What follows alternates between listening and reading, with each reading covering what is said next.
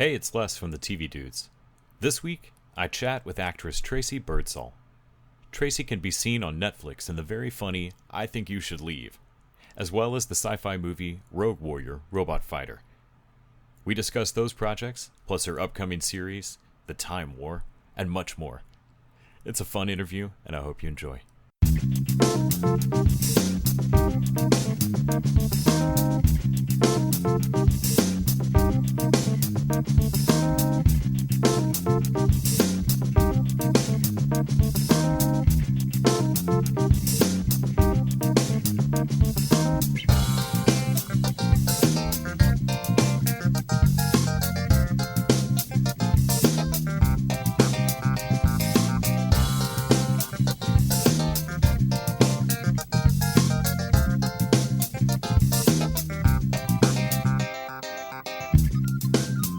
Thank you so much for making time today. I really appreciate it.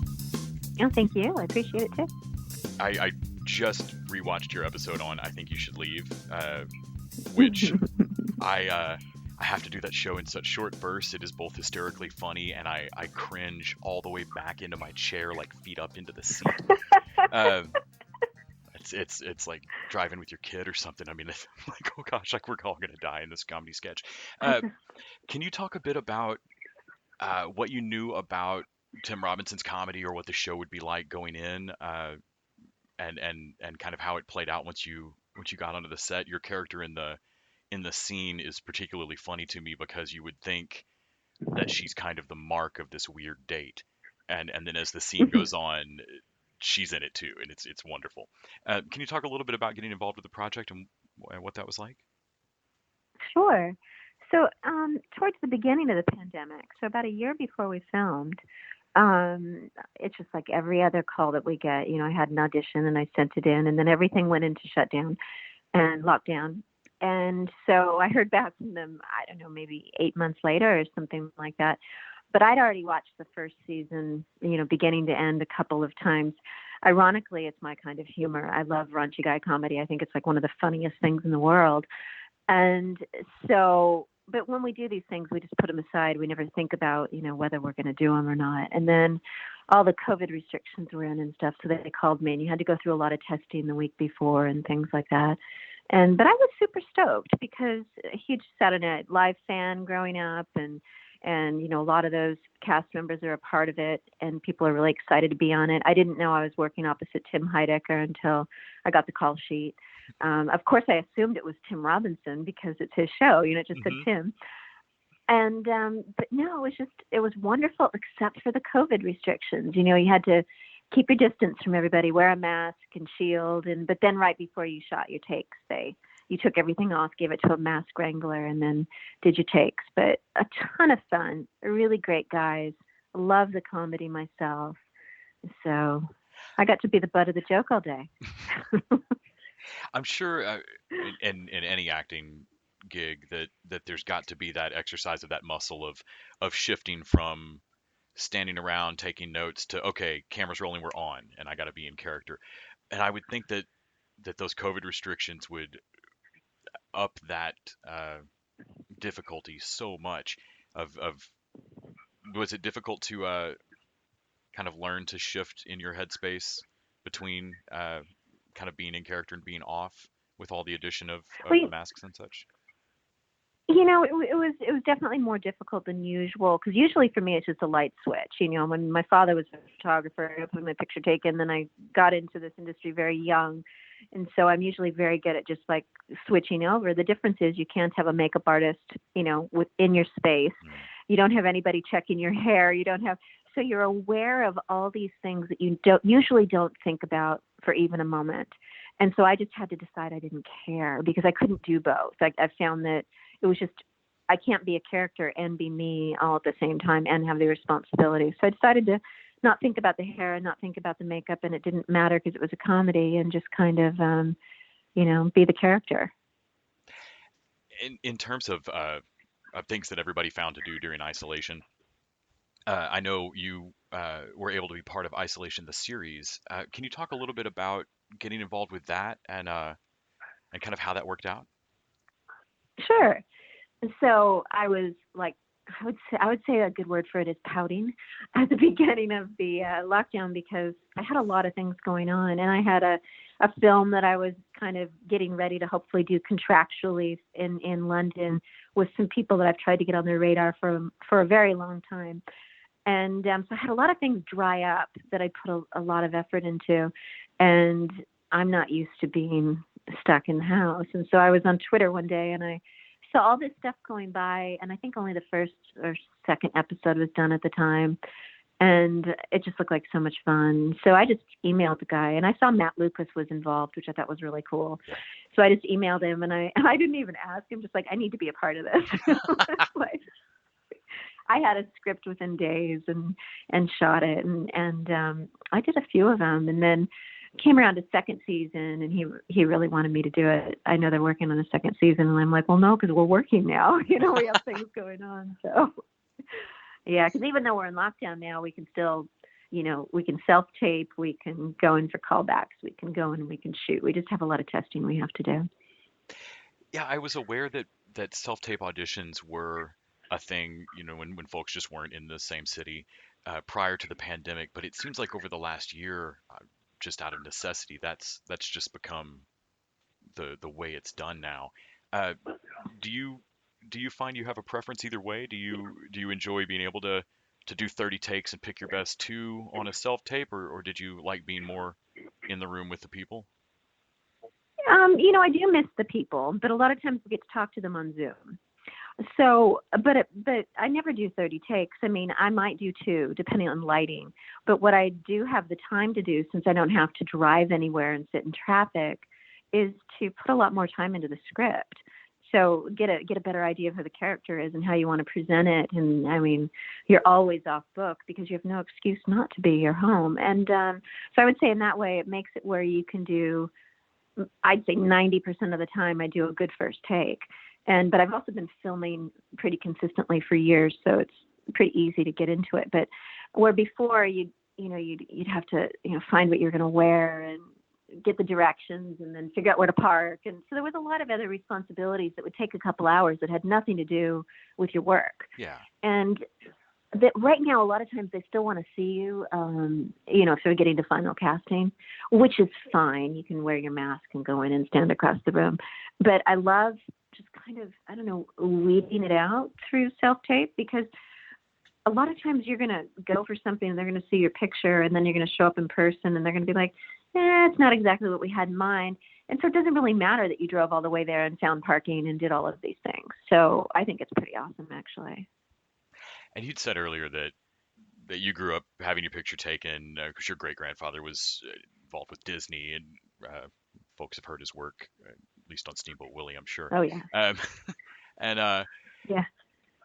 in terms of getting bit by the bug and knowing that you wanted to go into this, can you talk a little bit about what made you want to push past that hump of I enjoy acting or I enjoy being on stage in high school or whatever, but no, I'm gonna make the maybe sheepish announcement that I'm going pro. I'm doing this.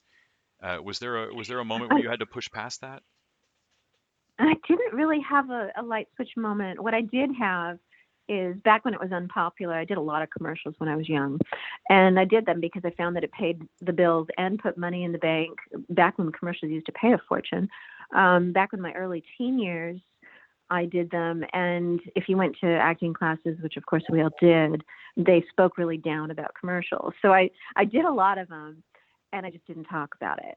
But so what I did was at school, if people teased me about it or whatever, I just kind of wouldn't acknowledge it. I just kind of, acted like it didn't exist and hoped that, the taunting would go away, so to speak, or the praising, because none of that matters. But when I was a little girl, my parents, of course, we lived in Burbank, so everybody took singing and dancing lessons. And they usually start you around 3, but I had a super shy sister that was a year older than I was. And so I got to go a year early because she was too scared to go in. And so I'd say probably my first performance I ever did dancing and singing, I was 2.5 or 3. And I just enjoyed it so much. I was never an afraid child. I enjoyed making people, laugh, and I loved it when they clapped. And so I just kind of stuck with performing growing up, and then I started getting more and more training, and the dial cranked up as I got older, and it was I would say it was natural progression rather than any change of anything that I was doing. And in terms of movie scripts, I cannot imagine how fun it is to do some of the scenes that I've gotten to see you do of turning and holding up a laser gun and running down a hall and just or both hands out screaming running across the desert at it. I mean, these are everybody's running around a playground fantasies. I think when they were growing up was getting to actually do these things. Uh, can you Isn't talk? it though? Well, hopefully not for real. Um, can you talk a little bit about some of the most fun things you've got to do on a set, or maybe some of the strangest things that you've read in a script and gone, I'm gonna, what is a alien who? Uh, have you had just really fun times where you've looked at a script and gone, oh, this is going to be wild? Yeah, I would say it happens to me all the time. And a lot of the action things. I mean, it's mind-boggling some of the stuff that I get to do. But I was a tomboy growing up, so I just get super excited. And sometimes working with Neil Johnson, we've been out in the desert many, many times where the younger, fitter actors are just completely wiped out, laying on the ground, and he'll go, "Tracy, do you want to run some more? Because I'd love to get some footage." I'm like, "Sure," So it's like I kind of thrive on the action aspects as far as working with the robots and the creatures and all kinds of things that I get to do. I have a big imagination. I'm a giant kid, so I kind of it's kind of my thing. But I think the best part is I grew up and became an actor, or just kind of unfolded as an actor, and always wanted to do the sci-fi stuff. I did a lot of sci-fi auditions when I was younger, but it just never turned out. And then all of a sudden I get to do all of this stuff that's just my favorite thing ever. So it's just, I don't know, the little kid in me is very happy. And of course, folks at home should know that Neil Johnson is who wrote and directed Rogue Warrior Robot Fighter, which is, I think, probably specifically what I was mentioning with both arms thrown out, screaming, running at an alien ship. Yeah. And on that, if I'm seeing right on IMDb, it looks like you got to work with your daughter on that. Uh, is that Nikki? Yeah, I mean, well, Nikki actually is a trooper. She's a well-trained actress. Grew up, going, doing commercial auditions and doing things. So did Aaron. And they basically, if we need something that we know they can do, they're pretty reliable, and just takes a little begging. So it's like, so we call on both her and Aaron now and then. Just like usually when you're doing a project, you're like, oh, I need somebody for this and I need somebody for that, and you have to go through casting. It's really easy. We not only call on Nikki or Aaron, but we call on a lot of actors that we've worked with before, just kind of last minute, because we know what they can do. And that's one of the beautiful things about the industry. Yeah, and I can't imagine how much more fun it is to have your, folks say, "Hey, come on now, I need you to do this thing this weekend. It's a sci-fi movie," rather than, Mm. "Hey, we're gonna dig a French drain in the backyard. Let's go." Uh, I think at the last game night, Neil came and he said, "Hey, I kind of need you guys. I need you to act like you get blown up by an atomic bomb or a nuclear bomb or something like that." And everybody just kind of laughed because we're so used to it. It's like, like, yep, so on yeah, it. we're getting all these people together. Yeah, for a little insert shot. And we're like, okay, it's really funny. It's very normal though around all of our households. I can't imagine how fun it is to have everybody kind of on board with an imaginative career like that. I would assume it's a lot of fun.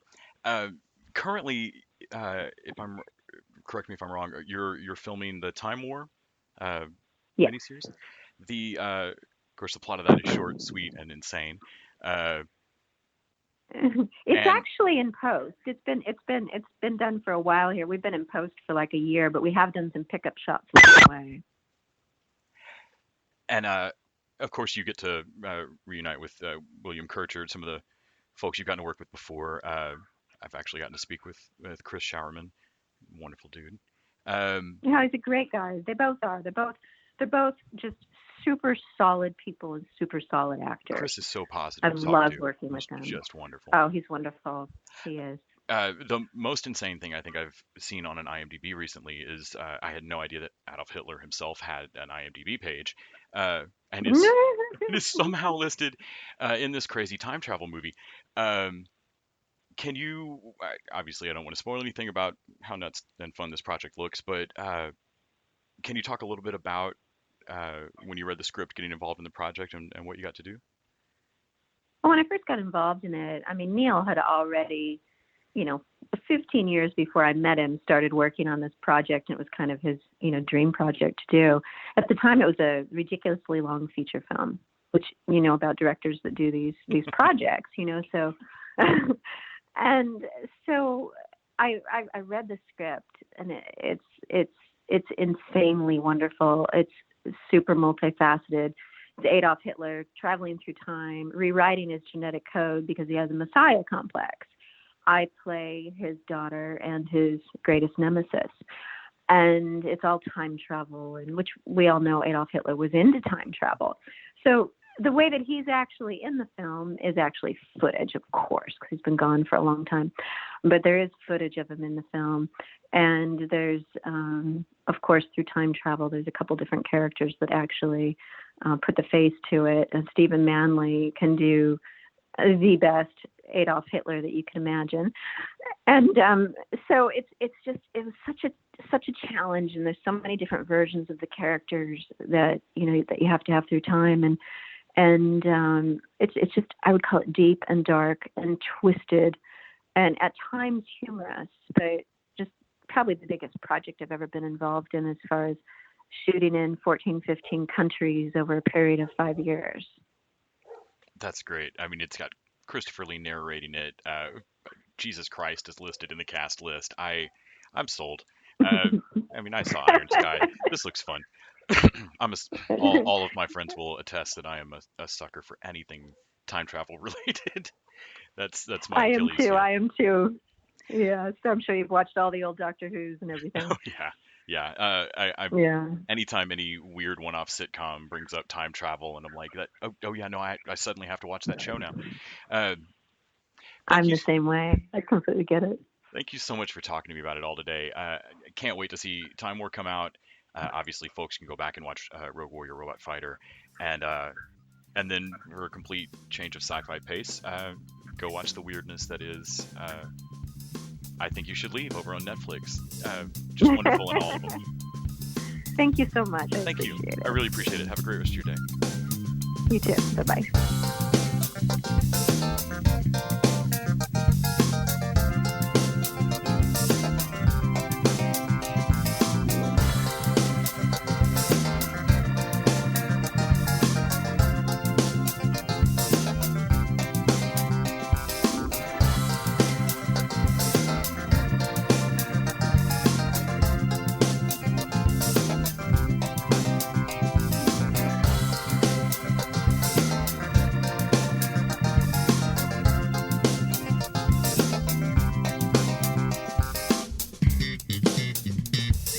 TV Dudes is an independently run podcast out of Austin, Texas. We are exclusively listener supported. If you'd like to help us out, go to patreon.com/tvdudes. You can also find us on Facebook, Twitter, and Instagram at TV Dudes. All the music for our show is done by our friend and original TV Dude, Gregory J. Amani Smith. To find out more about us, go to thetvdudes.com. I'm Randy Lander. I'm Les Weiler. And I'm Kyle Scott. Thanks for listening.